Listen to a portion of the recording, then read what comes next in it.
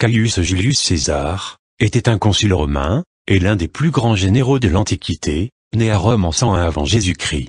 Avec Crassus et Pompée, il forma le premier triumvirat, en 60 avant Jésus-Christ, et obtint ainsi le consulat à Rome. Nommé proconsul de la Gaule cisalpine et de la Narbonnaise pour 5 ans, il conquit la Gaule entre 58 et 51 avant Jésus-Christ. Entre-temps, son titre de proconsul avait été prorogé pour 5 nouvelles années. Il mit cet exil à profit pour revenir en maître, riche, et auréolé de gloire. À Rome, cependant, Crassus et Pompée, rivaux médiocres, s'usaient en lutte mesquine pour le pouvoir.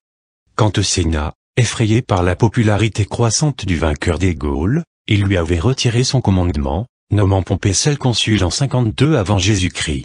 Ici se situe la marche sur Rome et le fameux passage du Rubicon en 49 avant Jésus-Christ. Il était défendu à tout général romain de passer ce fleuve à la tête d'une armée pour entrer en Italie. Le passage de César en armes inaugura le commencement d'une nouvelle guerre civile, dont Pompée sortit vaincu à la bataille de Pharsale en 48 avant Jésus-Christ.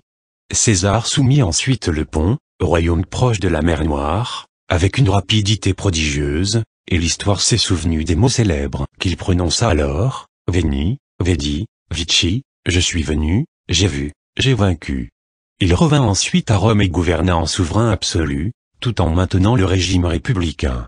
C'est à cette époque qu'il écrivit ses fameux commentaires de la guerre des Gaules.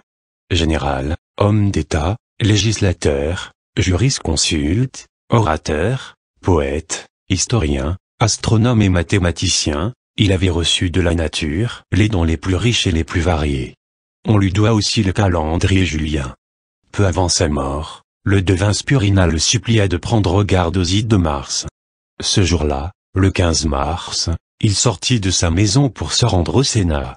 Saluant le devin, il lui dit en riant, « Les ides de Mars sont venues. » Et le devin lui répondit, « Elles sont venues mais elles ne sont pas passées. » Comme il entrait au Sénat, les conjurés républicains se précipitèrent sur lui, et le percèrent de 23 coups de poignard. Chacun d'eux ayant voulu participer au meurtre. C'était en 44 avant Jésus-Christ. Et l'on ajoute que lorsque Brutus, celui qu'il considérait comme son fils, leva sur lui son arme, il lui murmura, « Toi aussi mon fils. »